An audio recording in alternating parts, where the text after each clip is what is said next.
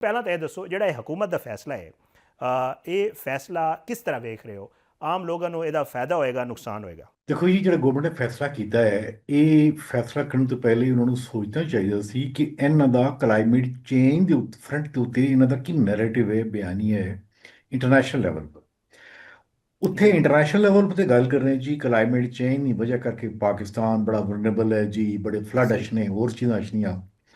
ਇਹਨਾਂ ਕੀ ਇਹ ਨਹੀਂ ਪਤਾ ਕਿ એનર્ਜੀ ਸਭ ਤੋਂ ਪਹਿਲਾ ਬੜਾ ਕੰਪੋਨੈਂਟ ਹੈ ਜਿਹੜਾ ਕਲਾਈਮੇਟ ਚੇਂਜ ਨੇ ਵਿੱਚ ਵਾਈਟਲ ਰੋਲ ਜੀ ਪਲੇ ਕਰਨਾ।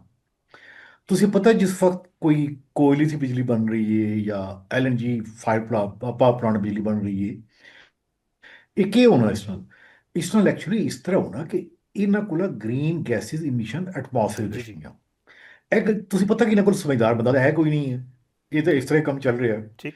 ਔਰ ਅਗਰ ਤੇ ਨਾ ਕੋਈ ਸਮਝਦਾਰ ਬੰਦਾ ਉਹਨਾਂ ਨੂੰ ਚੈੱਕ ਕਰਿਆ ਕਿ ਪਾਕਿਸਤਾਨ ਨੇ ਵਿੱਚ ਕਲਾਈਮੇਟ ਚੇਂਜ ਗੁਜ਼ਸ਼ਤਾ 10 ਸਾਲ ਵਿੱਚ ਇਹ ਜਿਹੜੀਆਂ ਗ੍ਰੀਨ ਸਹੀ। ਗੈਸਿਸ ਇਮਿਸ਼ਨ ਕਿਹੜੇ ਸਾਈਡ ਤੋਂ ਆ ਰਹੀਆਂ ਨੇ। ਜ਼ਿਆਦਾ ਮੈਜੋਰਟੀ ਜਿਹੜੇ ਕੋਲ ਪਾਵਰ ਪਲਾਂਟ ਲੱਗੇ, ਫਿਰ ਜ਼ਿਆਦਾ ਮੈਜੋਰਟੀ ਜਿਹੜੇ LNG ਪਾਵਰ ਪਲਾਂਟ ਲੱਗੇ। ਜ਼ਾਹਿਰ ਹੈ ਗੈਸ ਚੱਲਣੀ, ਪੈਟਰੋਲ ਜੀ ਚਲੇਗਾ, ਡੀਜ਼ਲ ਚਲੇਗਾ ਤਾਂ ਕੀ ਹੋਏਗਾ, ਇਹ ਗ੍ਰੀਨ ਗੈਸਿਸ ਫਜ਼ਾ ਚ ਆਉਣ। ਲੇਕਿਨ ਅਸਲ ਮਸਲਾ ਜਿਹੜਾ ਟ੍ਰੈਜੇਡੀ ਹੋਇਆ ਹੈ ਕਿ ਪਾਕਿਸਤਾਨ ਦੇ ਵਿੱਚ ਰੈਗੂਲੇਟਰ ਹੈ, ਇਹ ਕੰਮ ਰੈਗੂਲੇਟਰ ਕਰ ਰਿਹਾ ਨਪਰਾ। ਹਾਲਾਂਕਿ ਇਹਨਾਂ ਦਾ ਕੰਮ ਠੀਕ। ਬੇਸਿਕਲੀ ਐਸਾ ਕਿ ਗ੍ਰੀਨ ਸਸਤੀ ਬਿਜਲੀ ਦੇਣਾ। ਸਸਤੀ ਬਿਜਲੀ ਤੁਸੀਂ ਇਹ ਦੱਸੋ ਕਿ ਇਹ ਜੀ ਕਿਸ ਪਾਵਰ ਪਲਾਂਟ ਲਗਾਏ ਕੋਇਲੇ ਨੇ ਔਰ LNG ਨੇ, ਜਿੱਥੋਂ ਬਿਜਲੀ 200 ਰੁਪਏ ਯੂਨਿਟ ਤੋਂ ਵੀ ਜ਼ਿਆਦਾ ਹੈ। ਅਸਲ ਜਿਹੜਾ ਪ੍ਰੋਬਲਮ ਆ ਜਾਂ ਮਸਲਾ ਉਹ ਆ ਕਿ ਗਵਰਨਮੈਂਟ ਕੀ ਜ਼ਾਹਿਰ ਹੈ ਕਿ ਸਭ ਕੋ ਡੈਟ ਬਹੁਤ ਜ਼ਿਆਦਾ ਹੋ ਗਿਆ, ਇਹ ਮਹਿੰਗੀ ਬਿਜਲੀ ਲੈਣ ਵਾਸਤੇ ਕੋਈ ਤਿਆਰ ਕੋਈ ਸਹੀ। ਨਹੀਂ।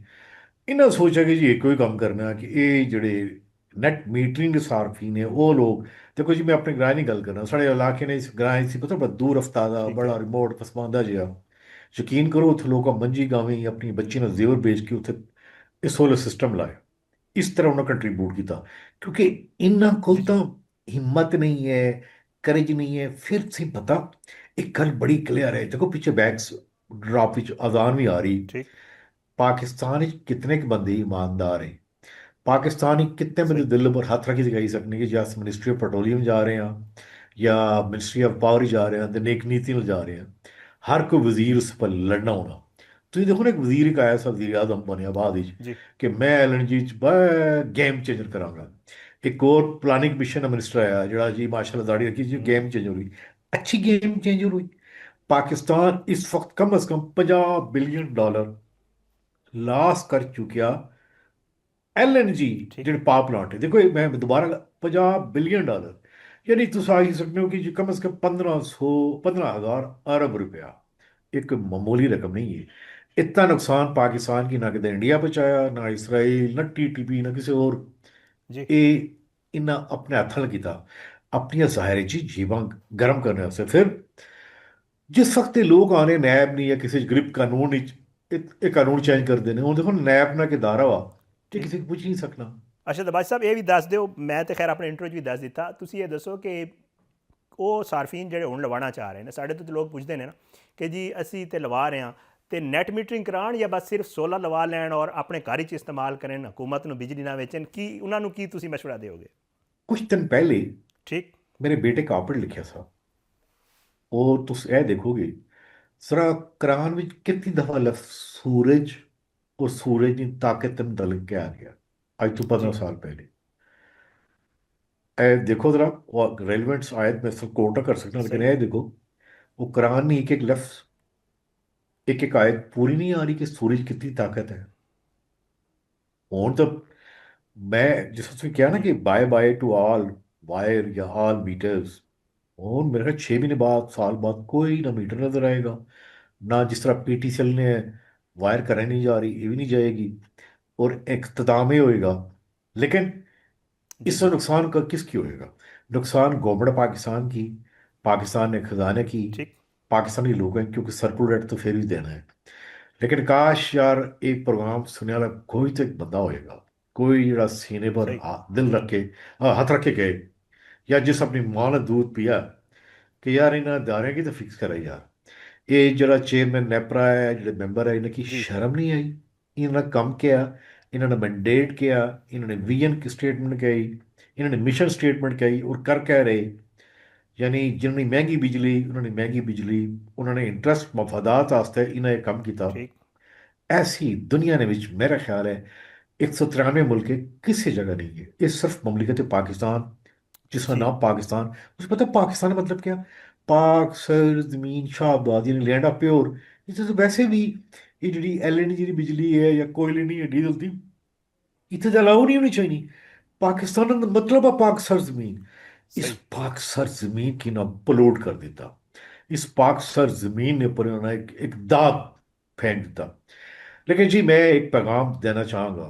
ठीक है। ये कहते हैं, जो जो चुप रहेगी जुबान खंजर, लहू पुकारेगा आस्तीन का। ये लोग कब तक इस तरह करेंगे?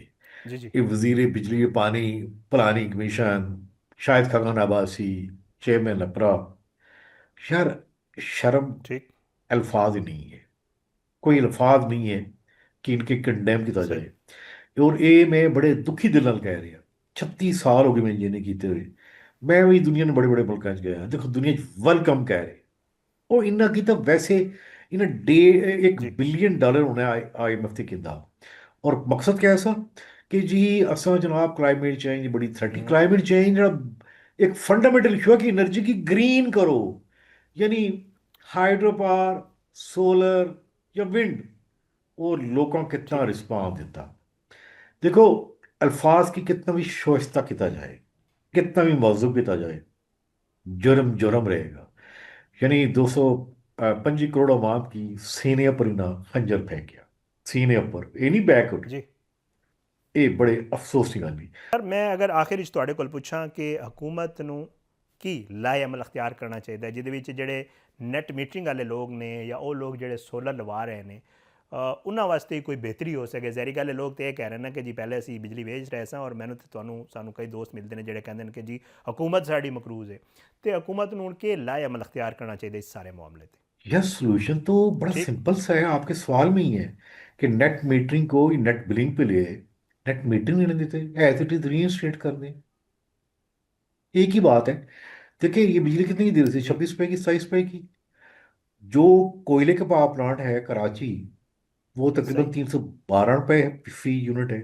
जो साई वाला है वो 210 रुपए का है।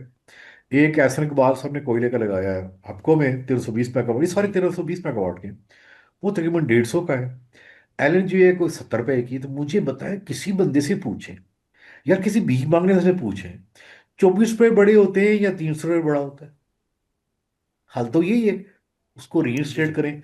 और तीसरा हाल ये है कि मेरे ख्याल में ठीक। क़यामत शायद नज़दीक आ रही है।